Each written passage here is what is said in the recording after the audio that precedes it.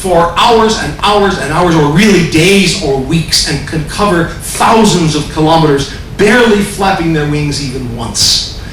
And they have special adaptations called dynamic soaring, and they have special adaptations that help them do this. One of the special ones is that you would think that flying all day with your wings stretched out like this would get awfully tiring, but not in albatrosses, because albatrosses have a locking mechanism in their shoulder. So when they stretch the wing out, it actually locks in place, so they don't need to expend any real energy to keep those wings stretched out. They just go into sailplane mode and stay that way. And as I say, they can cover these huge distances. So when an albatross is gliding, its heart rate isn't very much greater than it would be if it were sitting resting on the surface of the sea.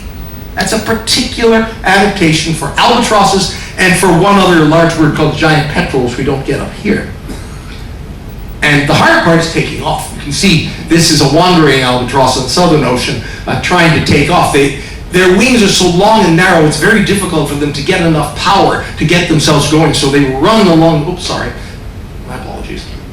They run along the surface of the water till they get enough speed to get themselves into the air. That's where they're using energy. Once they're up there, their heart rate lower, they lock their wings in position, and they just sail. Wonderful things to watch. But they're in trouble. Well, as a conservationist, I always have to sneak conservation messages into my talks, so I hope you don't mind, but albatrosses are in greatly diminished numbers these days over what they used to be, and the primary reason for it is bycatch of fisheries, that they are being killed because they are attracted to the same fish the fishermen are attracted to, and they can get tangled or killed in gear, and particularly in what is called a long-line fishery. As you say here, fisheries bycatch kills 160,000 to 320,000 seabirds every year, and this is all accidental. They don't want these birds. They're getting tangled up in their web. Now, a long line is a line that can stretch for kilometers out into the ocean and is studded with hooks all along with bait. These are used for tuna, for instance, particularly. And of course, the albatross sees the bait, dives down to get the fish, and is caught on the hook and drowns. And this has been a serious problem recognized around the world as one of the major threats to albatrosses. Of the 24 species of albatross, 21 are considered to be under threat. Now, how do you prevent this? Well, the fishing industry is not deaf to this problem. They've been trying to figure out ways to do something about it.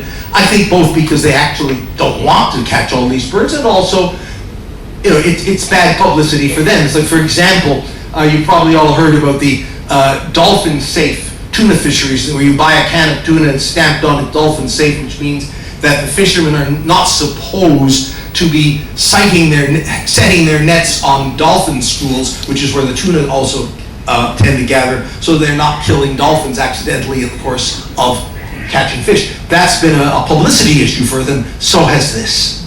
Now, in fact, the Japanese government actually issued a plan, a national plan of action for seabirds, specifically to mitigate the damage from long-line tuna fisheries, which are very important for Japan, to try and reduce deaths of albatrosses. And there are various ways they've suggested doing it.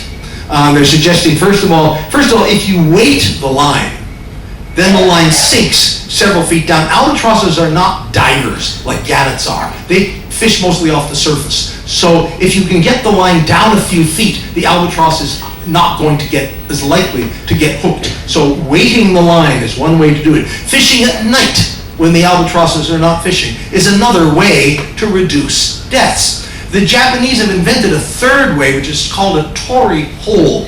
And what this is, I don't have a picture of it, I apologize, but this is a very long line that goes out over where the long line is, that's covered with little flags. And the idea is these flags scare the seabirds away and keep them from getting near where the baits are. And that has actually been shown in a recent study to have some success in reducing how many of these birds are being caught and tangled in these nets. So they're trying, and it's not anywhere near as bad a problem today as it was, say, about 20 years ago when people first started noticing that this was happening.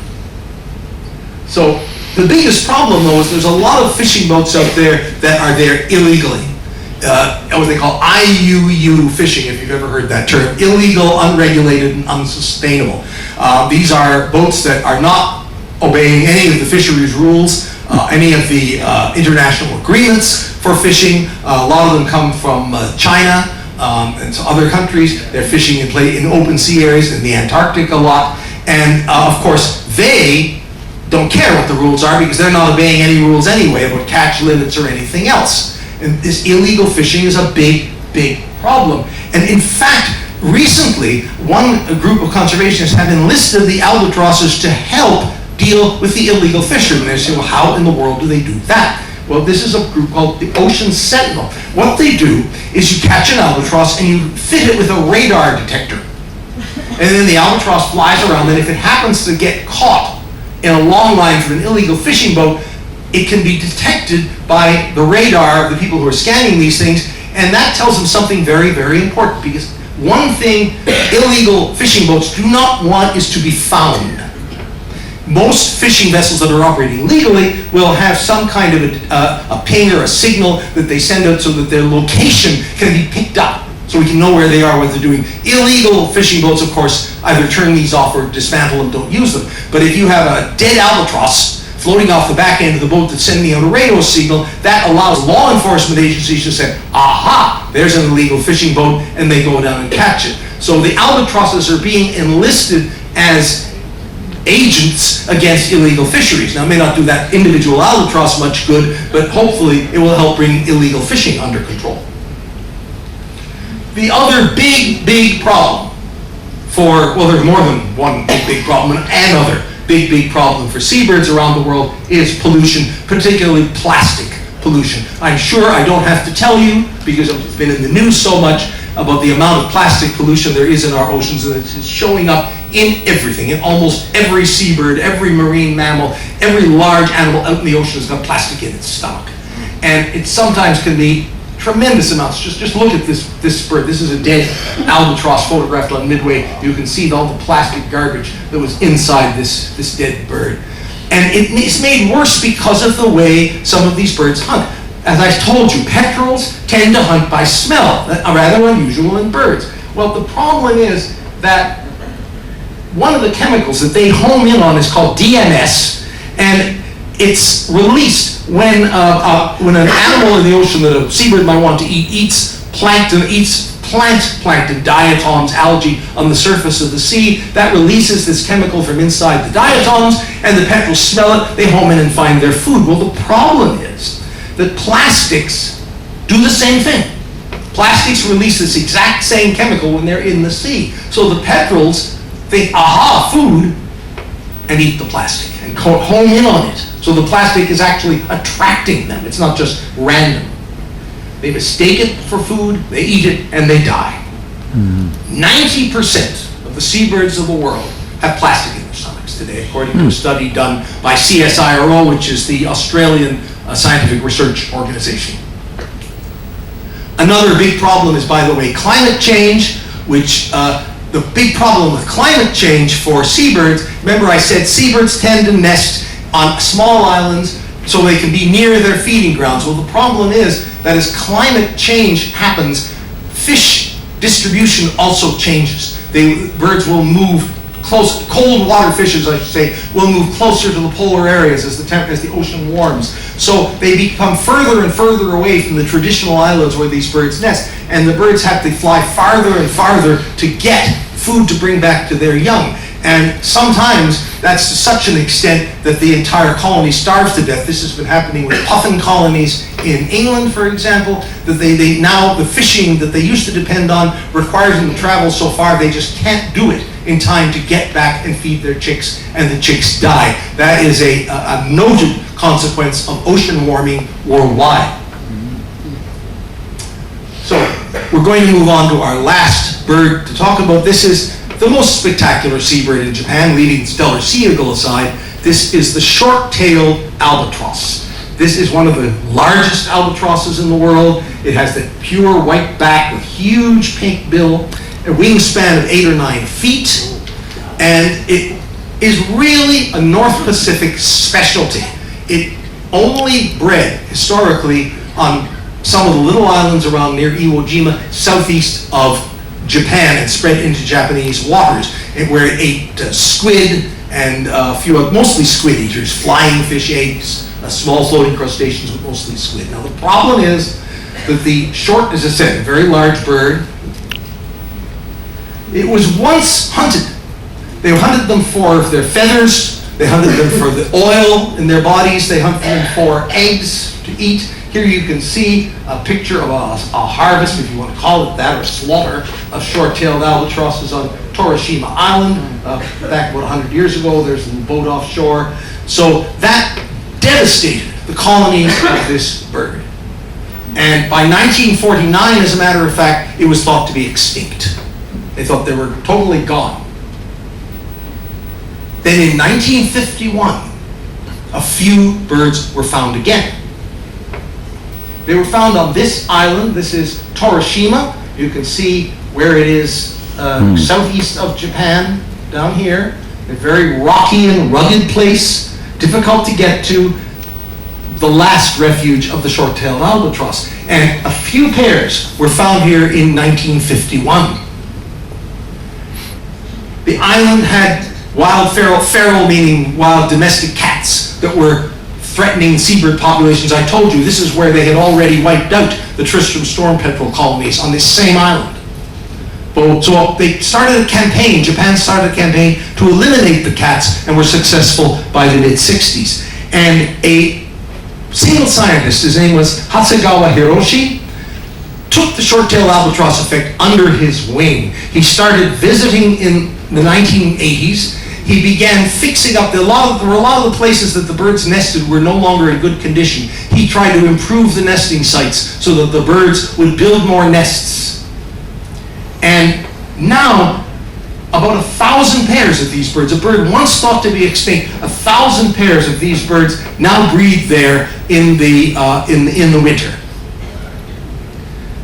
By 2018, the total population had come up to 5,000 birds. Remember, this is in only about 70 years from when the bird was thought totally extinct. And it's largely due to Dr. Hiroshi, or Dr. Hasegawa, I should say.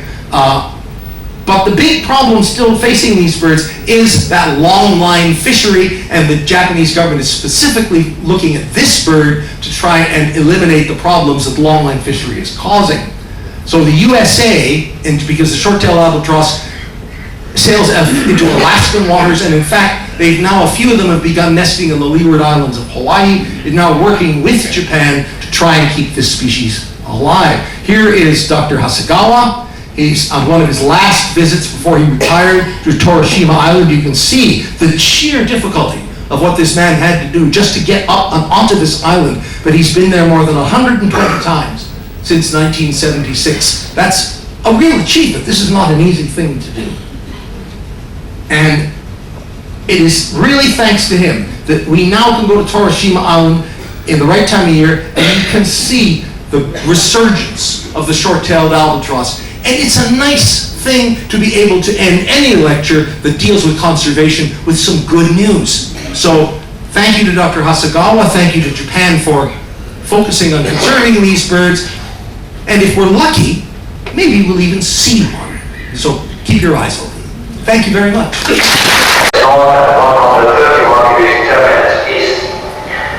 We are now easily having to see Japan 20 nautical miles from the Okinawa area of national beauty, which is famous for its rugged coastline and monolithic rocks.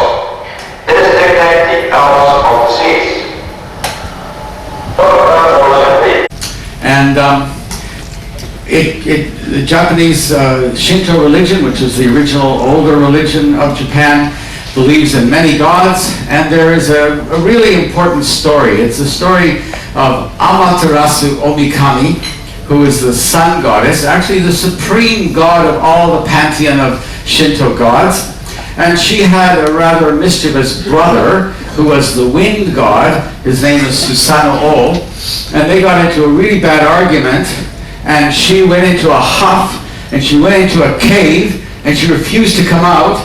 And if the sun is in a cave, there's no light in the world. And so all the other gods were quite worried about this, and then they did a very Japanese thing. All the gods gathered together and had a meeting.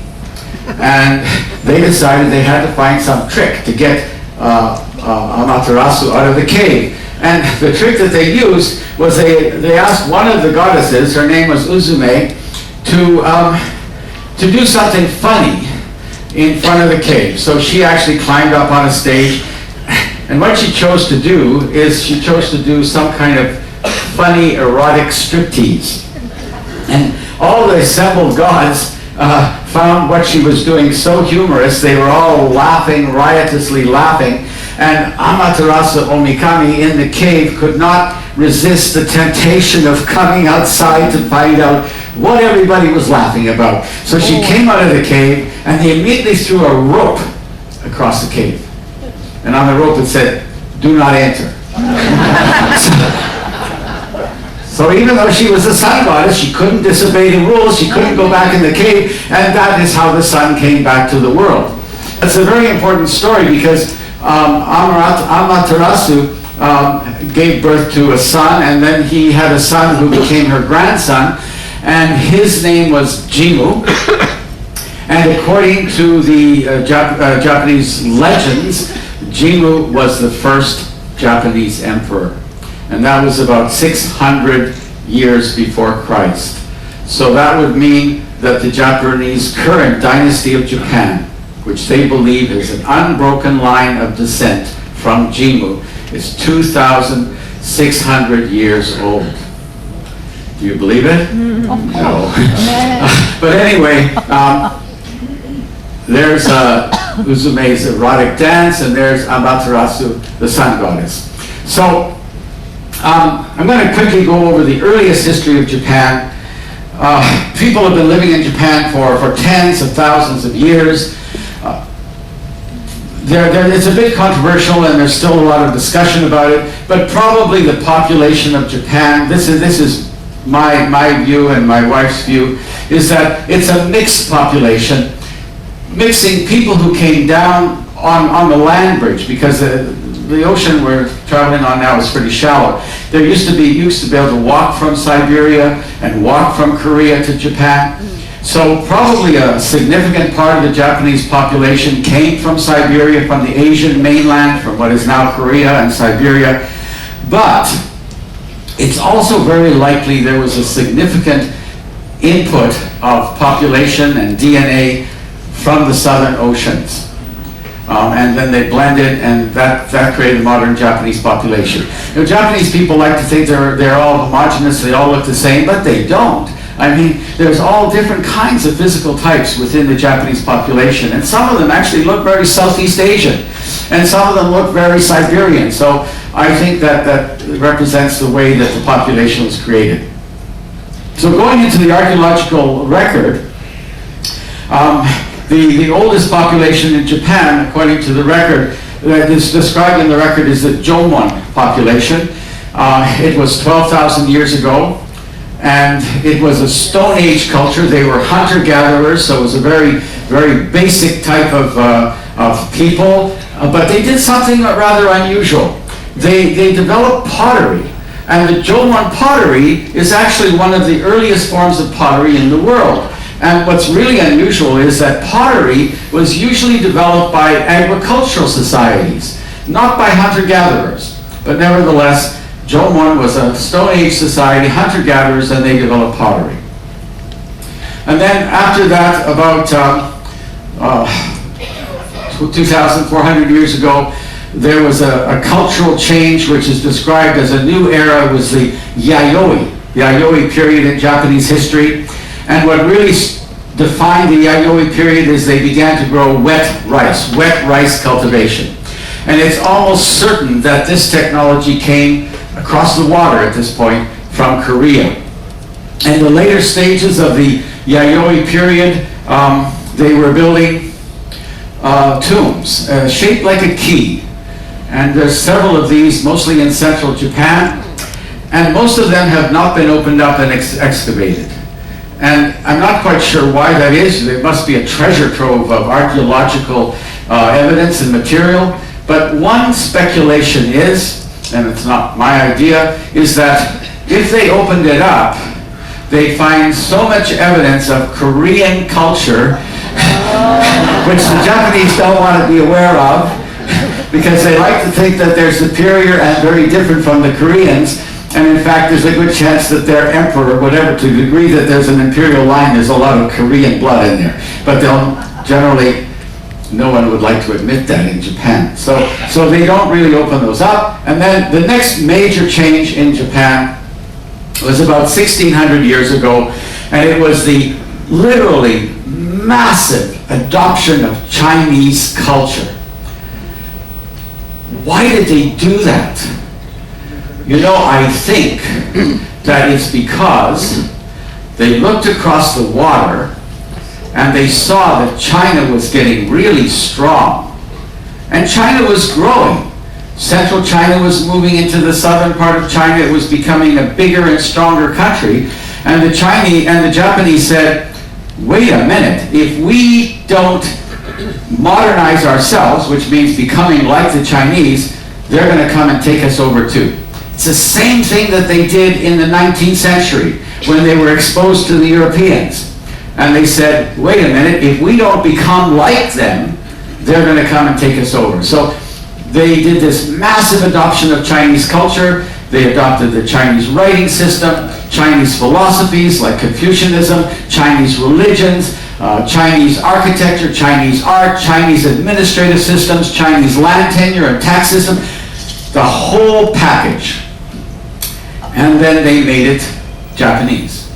So, like they always do. So they did that in the 19th century too. So just to give you an example, because no time to go into too many examples, but Confucianism has become a part of the Japanese culture. It's influenced Japanese culture. My wife will talk about the influence that patriarch of Confucianism on changing Japan from a matriarchal society to a patriarchal society. So the Japanese took some things from Confucianism that they liked. They liked the notion of hierarchies, social hierarchies. They liked that. But they didn't take everything. So in Confucianism, they actually say that you should emphasize benevolence. The Japanese said, well, we don't really worry about that. We'd rather emphasize loyalty. In Confucianism, they say that education is extremely important. You should emphasize education. The Japanese said, well, yeah, education and training, but mostly along military lines. And I'm talking about 1600 years ago. The Confucian idea is that if the emperor's family, if the dynasty is no good, they lose what they call the mandate of heaven. For the Chinese speakers, Tianming. But the Japanese said, no such thing. For our emperor, he's actually born, he's a semi-divine, partly a god, so no, you can never change the emperor. So they did adopt a tremendous amount of Chinese culture. About 30% of the Japanese language became Chinese words. But that was first of a major change in China and Japan. So this is an example of buildings that were built in Nara. Now, Nara became the first Japanese capital. I talked about that the other day. It was an exact model of Xi'an, which was the Chinese capital at the time. These buildings are like this one, this is Todaiji and Horyuji. Horyuji is the oldest wooden building anywhere in the world. It's 1,300 years old. Still there today. Okay, so I'm moving along really fast. I'm going to jump right into the medieval period. And I'm going to talk very briefly about these three parts of the medieval period. So first, 794 to 1185, that's the Heian period. That's a period in which the emperor still had power. And the court life was very important. And it might be known to some of you from the story of the tale of Genji, which was written at that time by a woman in the court. So the emperor still had power, but the emperor was gradually losing power. And then in the Kamakura period, the emperor basically lost his power. And the power went into the hands of the shogun. And shogun in Japanese basically means commander-in-chief of the military. Basically a warlord. And so, what did they do with the emperor? Well, you can't get rid of the emperor because he's a direct descendant from Jimmu. He's a semi-divine. So they did the Japanese thing, form over substance. According to the form, the emperor was still in charge, but the substance was he had no power whatsoever. And he was allowed to live in his palace, live in his castle, and have all the benefits of a court life, but he had no power whatsoever. The power went to the shogun. During that Kamakura shogunate, Japan was invaded. It was invaded from China by the Mongols. At that time, the Mongols actually ruled China, and in fact, they ruled most of the world practically. They were pillaging all the way to Vienna. So they decided they better take Japan too. So they sent some ambassadors over to Japan and said, we want you to acknowledge we're the rulers of Japan and send us a bunch of gold. And the Japanese said, well, no, we don't want to do that, and they beheaded the ambassadors. As a former diplomat, that's kind of scary. But the Mongols didn't like that very much, and so they decided to make a massive invasion of Japan. Of course, it had to be on boats. And so they assembled this huge armada of ships, and they sailed off across the Japan Sea, we're sailing right now, on their way to conquer Japan. And when they were crossing the water, a typhoon came up and sank almost all the ships. So that is where the word kamikaze comes from. Kami means divine, and kaze means wind. So the Japanese said, we were saved by the gods. The gods brought the typhoon to save us from the Mongols. So kamikaze was used in World War II to describe the pilots that were trying to stop the American ships from coming to Japan. And then the last one, Ashikaga shogunate, was not a particularly powerful shogunate. I should say that all three of these did not control all of Japan. They basically were only in the central area of Japan. The peripheries, places like Kyushu and northern Honshu, really were out of their realm of control. The Ashikaga shogunate is mainly famous for having created a whole lot of cultural things that we now associate with ancient Japan. Things like the tea ceremony, the No theater, and then the samurai, for example. The samurai, the notion of the samurai warriors was established in the Ashikaga shogunate. But moving on, there's the samurai. In the 16th century, Japan was finally unified. The main islands of Japan, the four main islands. Well, Hokkaido came a bit later, but part of it was brought into the fold in the 16th century. The first shogun who began this process of unification his name was Nobunaga, and that was in the beginning of the 16th century. And he took advantage of Western weapons. A lot of his success, because he was quite successful, was because he used rifles, when traditionally Japanese used swords. And it was in the middle of the 16th century when the first Europeans arrived in Japan. They were Portuguese, and on their ships, they were trading ships, but on their ships they had Jesuit missionaries. And so 1543, the first Jesuit missionaries arrived in Japan. And they wrote reports. I found this really fascinating. I've seen some of the reports that were sent by the Jesuit missionaries back to the Vatican. And in the reports, they said things like, these are the best people we've ever discovered anywhere in Asia. They're so polite, they're so dignified, they're so clean, they're so honest. You know, many of the things that we associate with Japan today, the Jesuits saw that in Japan 500-600 years ago, whatever that was. And they had great success. So within about 40 years, 300,000 Japanese people had converted to Christianity. And that includes many high-ranking feudal lords, which were called daimyo. It was Saint Francis Xavier was the first Jesuit missionary involved in conversions in Japan. But Nobunaga was replaced with another shogun. His name was Hideyoshi. He actually completed the unification process, and then the power went to his head, and he thought, I'm the supreme leader of every single corner of Japan. Now I should take over the world. And he assembled an army, and he crossed over he was going to conquer China and make himself the emperor of China, and thereby the emperor of the world. Well, he managed to get his army over to Korea. The Chinese army came and met him in Korea and defeated him and drove him back to Japan. So it was a very unsuccessful venture. When he died, his son was only 5 years old, and so another shogun actually took over the power. That was Tokugawa Ieyasu.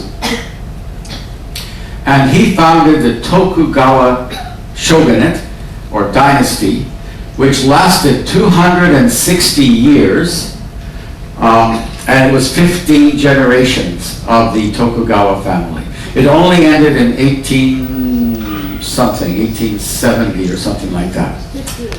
18 what? 1868. Pretty close, 58. And it was overthrown with the Meiji Restoration. I'll talk about that later. Something about the Tokugawa shogunate. Tokugawa was a powerful leader, and probably an extremely wise leader, because, to enable to establish a 260-year dynasty, he had to do something right.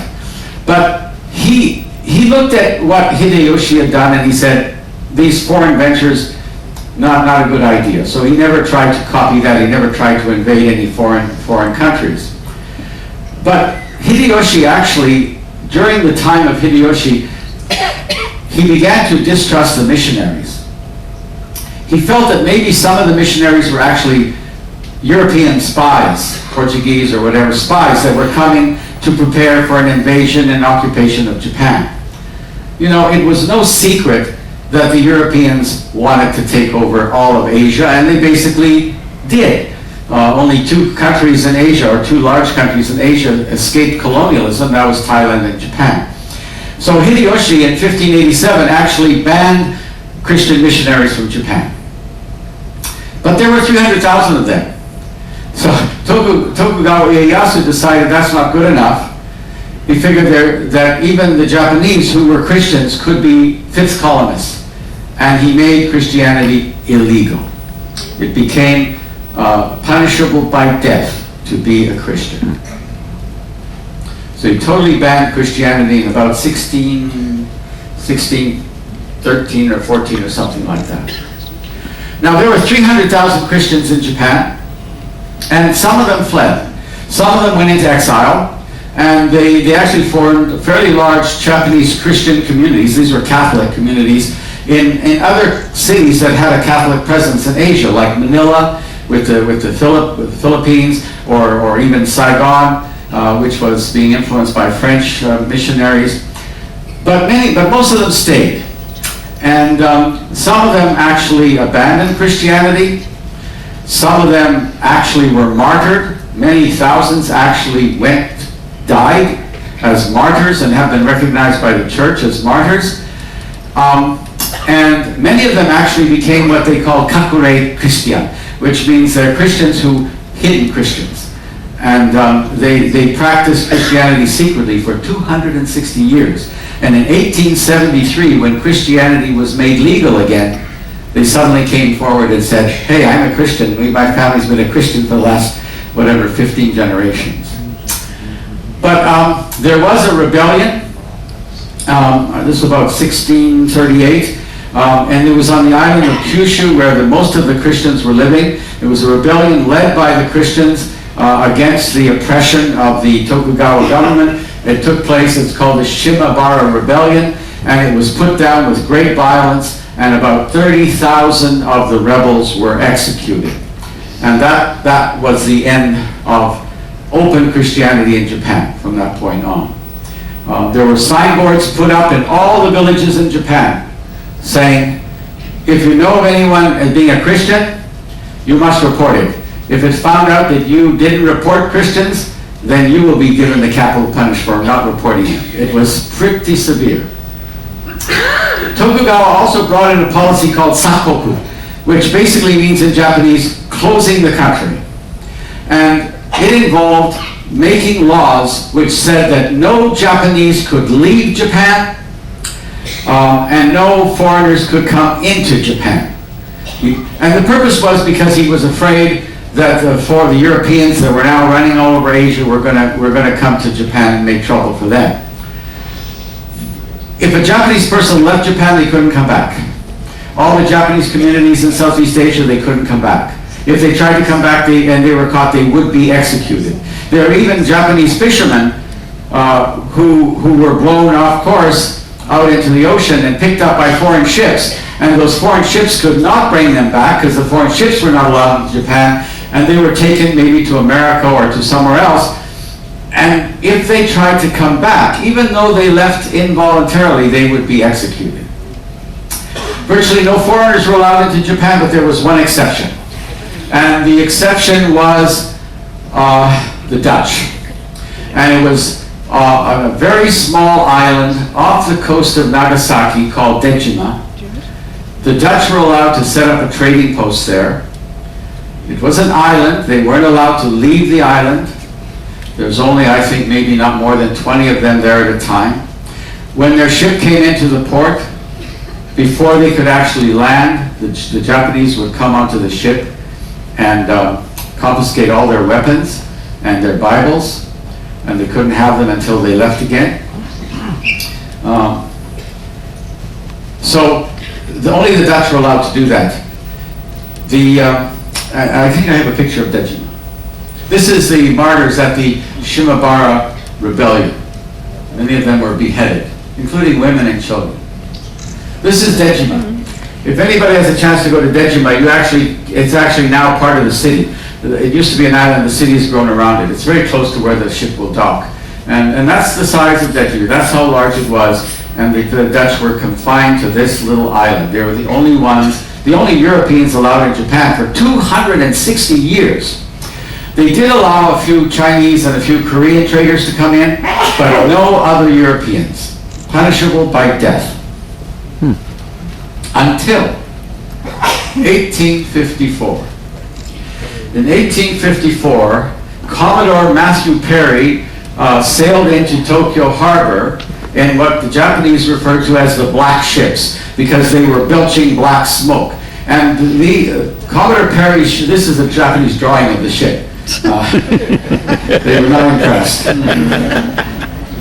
The largest ship that the Japanese had in 1854 was 20 times smaller than Commodore Perry's ships, because they didn't have any big ships, because they weren't allowed to go anywhere except just fishing offshore. They weren't allowed to go to any other foreign country.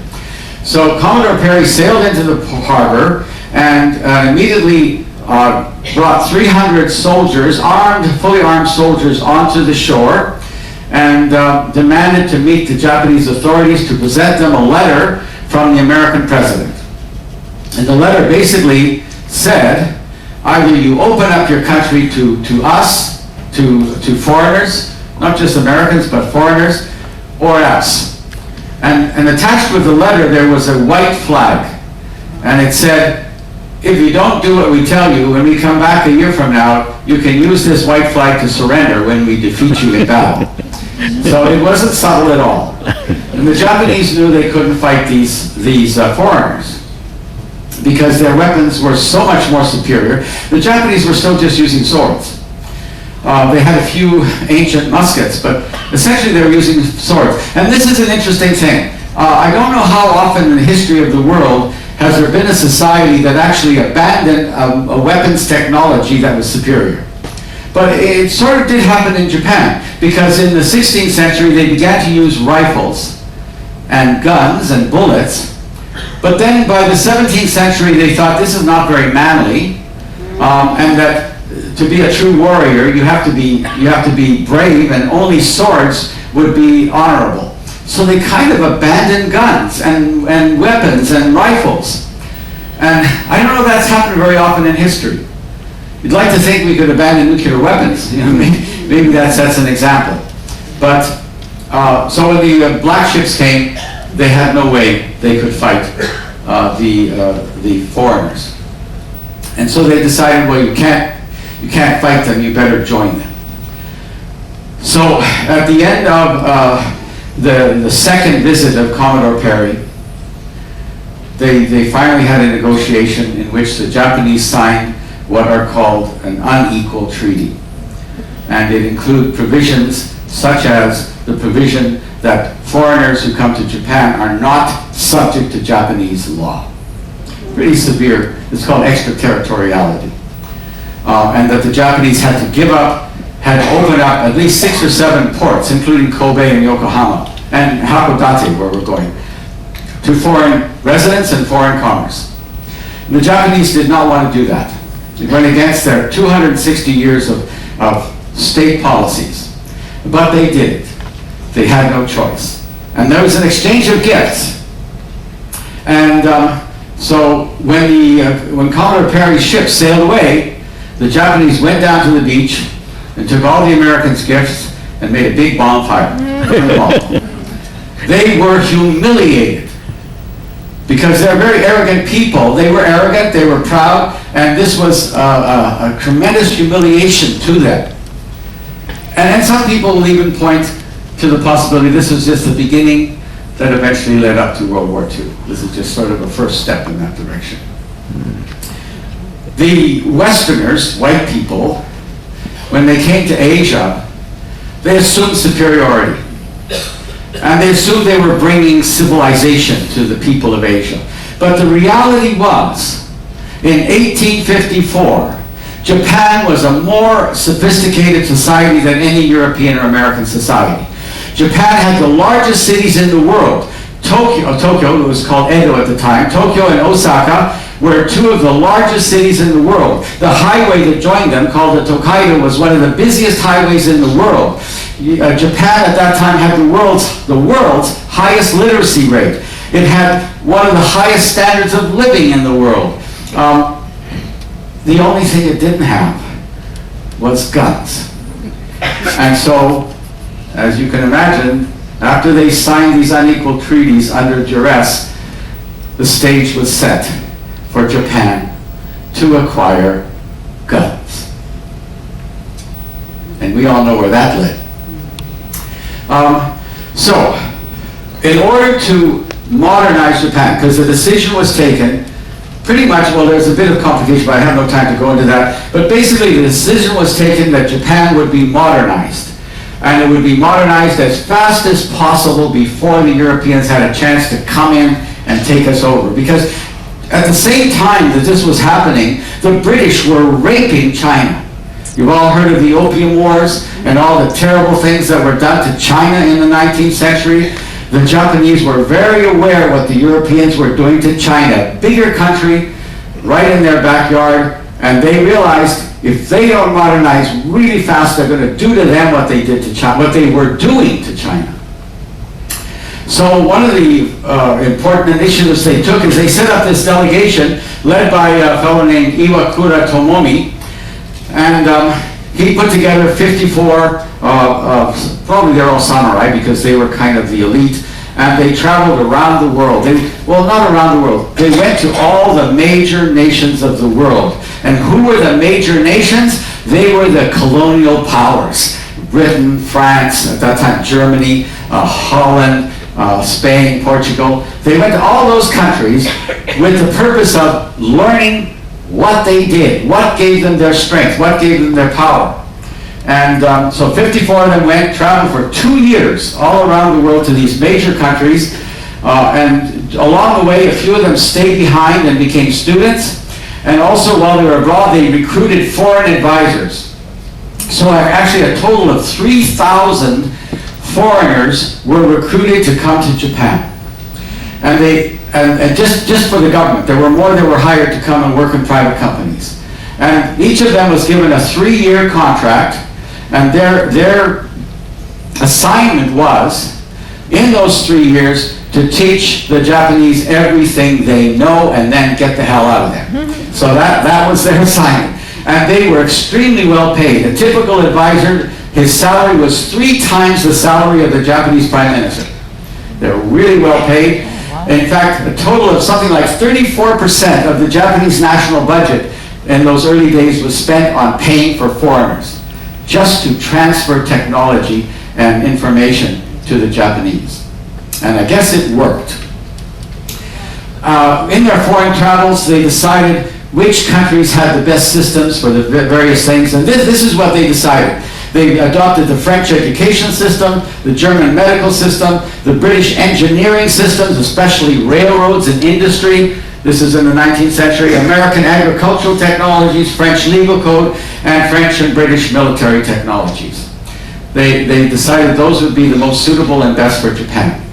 And they adopted them, and they assimilated them, and they made them their own. This period of time in Japanese history is called the Meiji Restoration. And you know, if you think about it, restoration sounds like a rather mild word. I mean, it could hardly be more revolutionary than what happened there. You know, during the Tokugawa period, 80% of the population were peasant farmers who were no better than slaves. They had no freedom to travel anywhere. They had to stay on the land. They had to work and give most of what they produced to their feudal lords. A certain percentage of the population, I forget, maybe 8, 9, 10% of the population were samurai. And the samurai were the only ones allowed to have weapons. Any peasant who was caught with a weapon would be executed immediately, and the average samurai walked around with 2 swords. It was the most rigid class system you can imagine. It actually was more rigid than the Indian caste system. That's how rigid it was. And then, not overnight, but almost overnight, they abandoned the feudal caste system. In fact, they told the samurai, you can't carry swords anymore. Before they did this, actually, you know, the system was so rigid that the clothing that you wore was determined by your class, what you could eat, what the kind of home you could live in was all determined by your class. Suddenly they just said, no more class system. Wouldn't it be nice if they could do that in India? No more caste system. Samurai, no more swords. And then they went about and they started to arm the peasants. They created an army. And the army was made of peasants. And they all now were carrying rifles. And all kinds of changes. They introduced Western-style mass education, elementary education for everybody. And the whole society, you know, the Japanese weren't satisfied just to change the insides, but they even changed their haircuts. They abandoned traditional Japanese haircuts and they started cutting their hair like Westerners, and of course they began to wear Western clothing. So it was a pretty amazing, you'd probably say like revolutionary change. But they don't call it a revolution. You know the reason is because they called it a restoration. Because they were restoring Japan to where it was 1,000 years before. Because 1,000 years before, the emperor had power, and there were no samurai. There was actually like an army of recruits. And so they're saying the shogunate made Japan weak. The samurai could not defend us, and that's because the old way was better. So they essentially were saying we're restoring the old way. So although it was revolutionary, it was actually really a very conservative movement. The people, the power elites, mostly from the samurai class, they were giving up their swords, but they weren't giving up their power. And that's what led Japan in the Meiji Restoration. That's why they call it a restoration, not a reform. Well, okay, so the Japanese, when they went, they looked at how Western countries operate. One thing they found was very clear as the writing on the wall or the hand in front of your face. To be a successful country in those days, you had to have colonies. Right? All the successful countries had colonies. Colonies that you could exploit for resources and markets and everything else. So the Japanese said, well, we are now a successful economy, and no one will believe us unless we have a colony too. So within 25 years of this massive change in their society, they sent an army into China, and they had a war with China in 1894, which they won. and they were able to take away from China Korea and Taiwan. And so now Japan had joined the club of successful countries because it also had its own colonies. But it wasn't enough. They wanted to have control over Manchuria. Manchuria is in the northern part of China. It's on the border with Russian Siberia, and it actually has a lot of resources, and the Japanese felt they needed the resources of Manchuria, so they began to move into Manchuria. But at the same time, the Russians were moving into Manchuria as well. And so they kind of came together. I mean, nobody cared about the Chinese who were there, but the Japanese and the Russians were now beginning to compete over Manchuria. And so it looked like they were going to go to war, and the Japanese said to the Tsar, the Russian Tsar, he said, look, why don't we just divide Manchuria between us? Well, Russia was part of Europe, and Europeans generally at that time were racist, and the Tsar's response was, I don't negotiate with monkeys. So there was a war between Russia and Japan. And in the major battle of the war, 5,000 Russians were killed and only 116 Japanese. It was a total defeat of the Russians. The Russians had to sue for peace, and the Japanese got what they wanted. Now, what's really significant about this is here you have an Asian country defeating a European country. All through the colonies, the European colonies, in the British colonies, the Dutch colonies, the French colonies, people were saying, look, you know, there are Asian people in Japan, and these Europeans are not as invulnerable as we thought they were. And that actually probably was the beginning of the end for European colonialism in Asia. There's a picture of the Japanese fighting the Russians. Well, World War II. I don't have time to go into too much detail on World War II. Most of you know a little bit about World War II. Why did someone asked me in the audience here, someone asked me, why did they attack us? Why did they attack America? It's a very complicated question. And part of the answer actually lies with the black ships of Commodore Perry. Just a little part of it. But there's a lot of other things too. And I don't have time to go into that now. So I hope to have a question and answer session later on. And I know the first question I always get is, why did they attack us? You know, why did the Japanese behave the way they behaved during World War II? Why are they so nice and pleasant and decent today, and why did they behave that way before? And so that will take me an hour just to break the surface on that one. So I won't. So World War II, Japan very temporarily actually controlled almost all of East Asia, and then they were defeated, and then the bombs were dropped, and then Japan surrendered. And on August 15th, 1945, the emperor came on the air, on the radio, and he said, we must face enduring the unendurable and supporting the unsupportable. He told the people of Japan that they are going to be occupied, and they should cooperate with the occupying authorities. And then another amazing thing happened in Japan. You know, I don't know any other culture that could suddenly shift the way the Japanese did. You know, the way they did in the Meiji Restoration. You know, from extreme backward feudalism into ultra-modernism. At the end of World War II, Japan went from being an extremely militaristic state to being absolutely pacifist. They really are. They really have a pacifist spirit in Japan. Anyway, the American occupation, it lasted for about 6 years, I think it was 6 years, and it was a dream.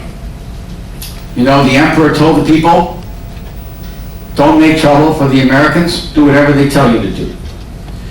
The Americans were also very wise. They didn't harm the emperor, and they also allowed the existing Japanese bureaucracy to stay in place. And it was a dream. I don't think there was a single violent attack against an American occupation soldier or administrator through the whole occupation. An absolute, and the Japanese were thrilled. They were thrilled that the Americans treated them so well. because they had thought that once the Americans come in, they're going to rape every woman and they're going to shoot everybody and cause all kinds of harm. It was actually a wonderful start to a whole new era in Japan. And the Japanese people responded by doing one of their big flips. And they became totally dedicated now to nonviolence, to pacifism, and the goal now was to not to rule the world, but to be the world's richest and economically powerful country. That was now their goal. In 1945, the per capita GDP in Japan, but Japan was devastated. You know, every major city, and even some that were not so major, were absolutely flattened in Japan. Tokyo and Osaka and even Sendai, where we have our home, literally millions of civilians were killed. Hiroshima and Nagasaki was just a small part of the destruction of Japan that happened. There was an attempt before the end of the war to literally eliminate the Japanese people and the Japanese culture. So they were poor. GDP of 1,500 per capita, it was poorer than India at the time. 45 years later, Japan was equal, on a par, in per capita GDP with the United States and with the European countries. That's an improvement of 50 times. 50 times in 45 years. Had something going on there in Japan. It was a spirit, I don't know, the samurai spirit, but basically they said, war didn't work, so we're going to have an economy that's going to make us proud. And they did. So by 1964, at the time of the Tokyo Olympics, Japan had already recovered, virtually entirely recovered from the devastation of the war. And they invited the world to Tokyo. They launched the Shinkansen train, the bullet train. Incidentally, the bullet train is probably the safest mode of transportation that's ever existed in the history of the world. It's literally carried billions of people since 1964, and my understanding is, in spite of all these years and these billions and billions of passengers, there's never been even a single fatality as a result of the operations of the train. Even horse carts were more dangerous than the Shinkansen. So it's an amazing example of how Japanese, in just 20 years, recovered from the war to the extent that they could produce this technology and this system that is such a world leader. So the Japanese economy grew and grew, and as I said, it was equal to the U.S. and Europe in terms of GDP per capita. But land prices in Japan were also climbing extremely fast, and there was a bubble. It was a bubble. So by 1990, it was said that if you took the land, the aggregate land values of all the land in Tokyo, it was equal to all the rest of the land in the rest of the world. And just the land in which the emperor's palace is on in Tokyo, that land value, if it had broken up and sold in units, would be worth more than all the land in California. The land prices were completely out of sight.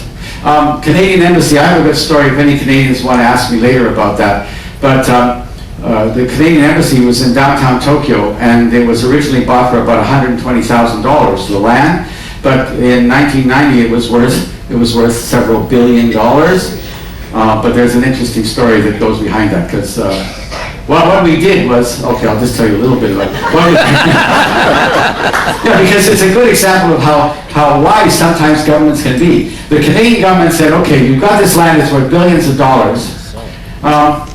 So what should we do? You know what they did? They sold the air above the land. They sold it. But they kept the air above the air. So the Canadian Embassy was built up in the air, and now below the embassy, that was what they sold.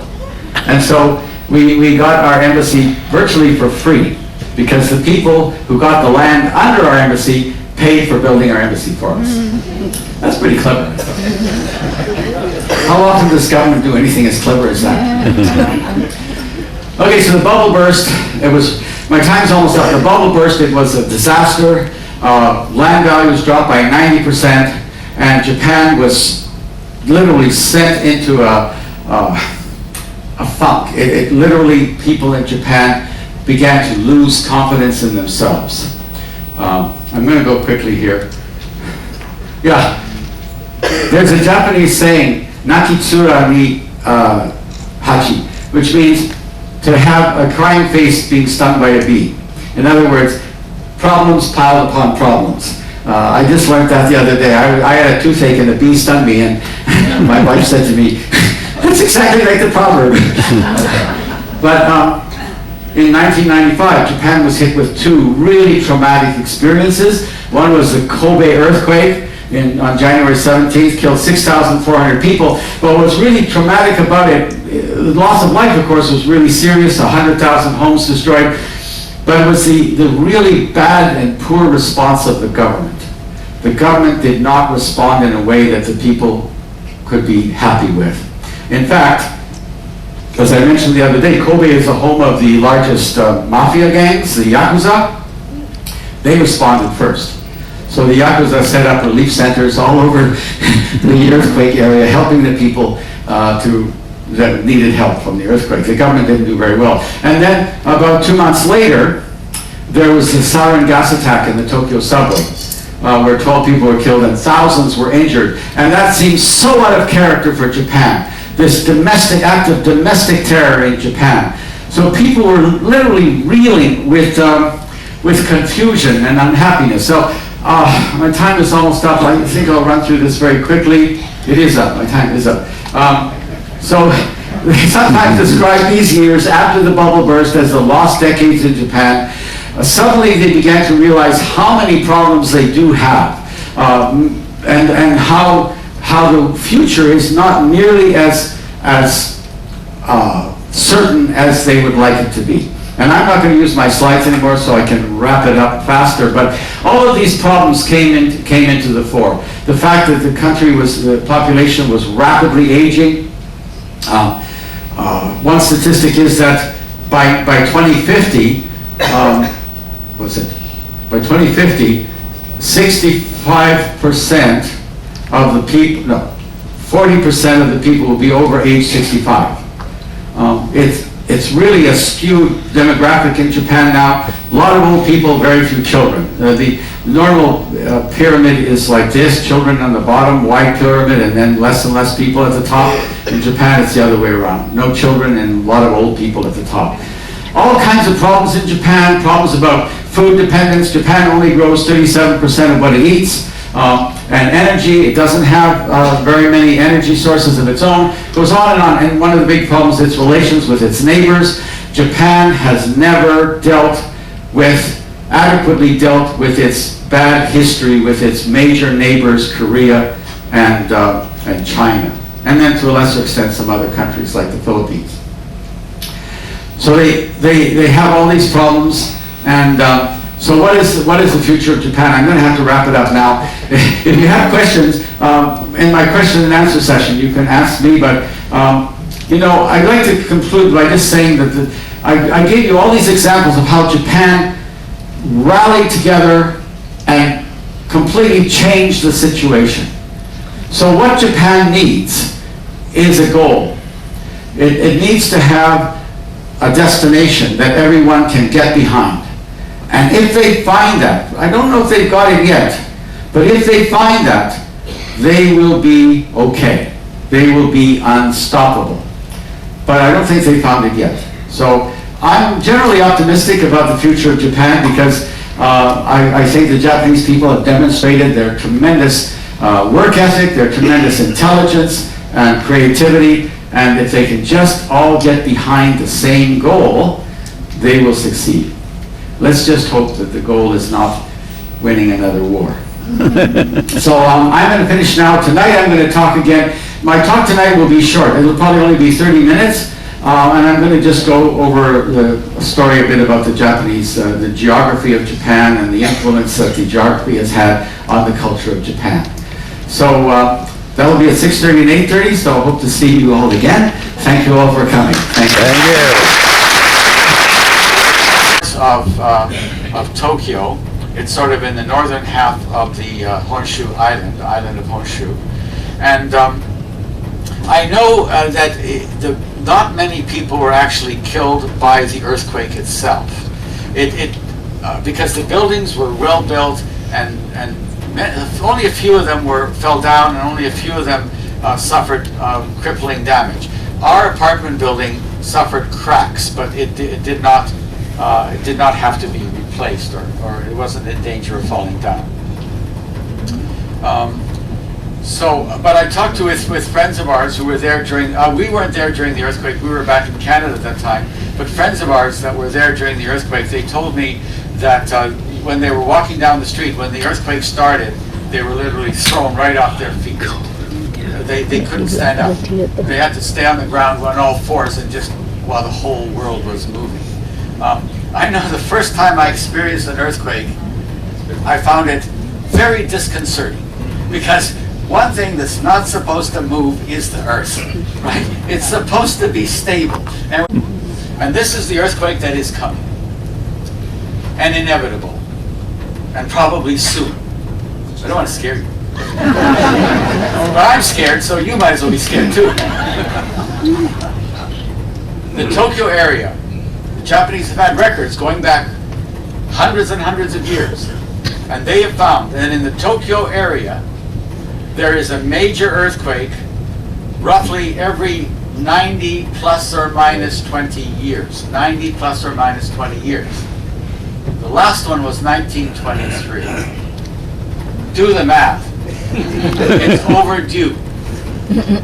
They know it's coming, because it's been like clockwork. So when it comes, it's going to hit Tokyo. Now, Tokyo is at the junction of 4 tectonic plates, and so there's no getting away from it. It's going to be a big earthquake.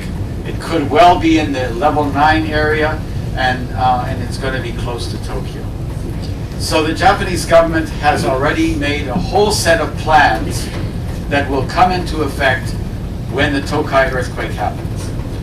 These plans include, emergency response, evacuation routes, shutting down routes, because there are 35 million people living in the Tokyo area. If they all start running at the same time, it's not going to be very pretty.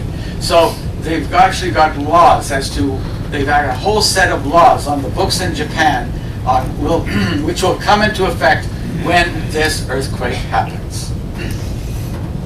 Laws as to who has to stay put, who can move, where you can go, who can come in. So the people, our immediate neighbors and the people where we live, were not affected by the wave, but we knew people who actually were killed by the wave. Altogether, 20,000 people were killed by that tsunami in March 11th, 2011. As I mentioned, after the incident, my wife and I went back to Japan. We were in Canada at the time. You can imagine how my wife felt watching them. It literally melted down, and they shot a lot of radiation into the air. And Sendai is only 90 kilometers from Fukushima. So at points there we felt that Sendai was at risk as well. Fortunately, the prevailing winds took the radiation out to sea, heading to North America. But it gets a bit diluted before it gets to North America. But it did cause a lot of damage on the prefecture of Fukushima. Something like, I think, 110,000 people had to leave their homes, because they were no longer safe to live in their homes because they were too close to these nuclear plants. What happened was, when the plants were designed, they built